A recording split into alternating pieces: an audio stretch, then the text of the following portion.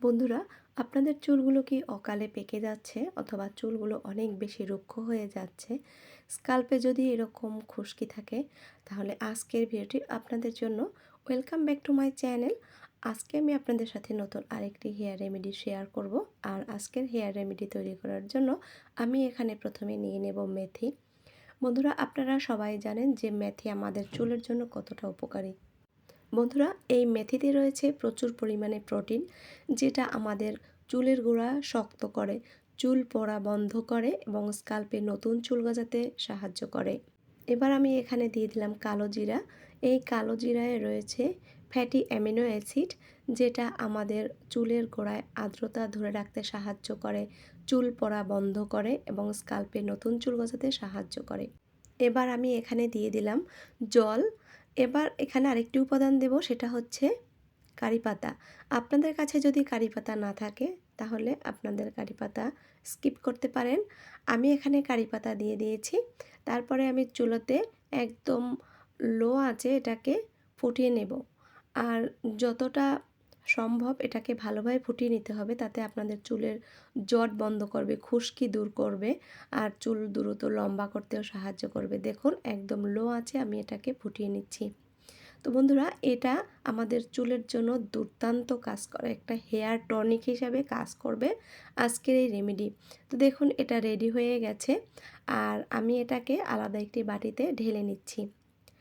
এই কারি পাতা আমাদের চুলের জন্য কিন্তু ভীষণ উপকারী। আমাদের চুল পাকা বন্ধ করে, চুল পড়া বন্ধ করে এবং আমাদের চুলকে দ্রুত লম্বা করতেও সাহায্য করে। এবার আমি যতটুকু ইউজ করব সেই জলটা এই বাটিতে নিয়ে নিলাম। বন্ধুরা, এটা হেয়ার টনিক হিসেবে আমাদের চুলে ইউজ করব। আর বাকি যে জলটা রয়েছে সেটা ঠান্ডা করে তারপরে ফ্রিজে রেখে দিতে পারবেন আপনারা 2-3 দিনের জন্য। তো এখানে আমি এবার দিয়ে দেব, দেখুন, অ্যালোভেরা জেল। অ্যালোভেরা জেল আমাদের চুলের জন্য কিন্তু ভীষণ উপকারী। অ্যালোভেরা জেল আমাদের চুলকে সিল্কি করতে সাহায্য করে, চুলের গোড়া আর্দ্রতা ধরে রাখতে সাহায্য করে। এবার এখানে আমি দিয়ে দেব সামান্য পরিমাণ নারিকেল তেল।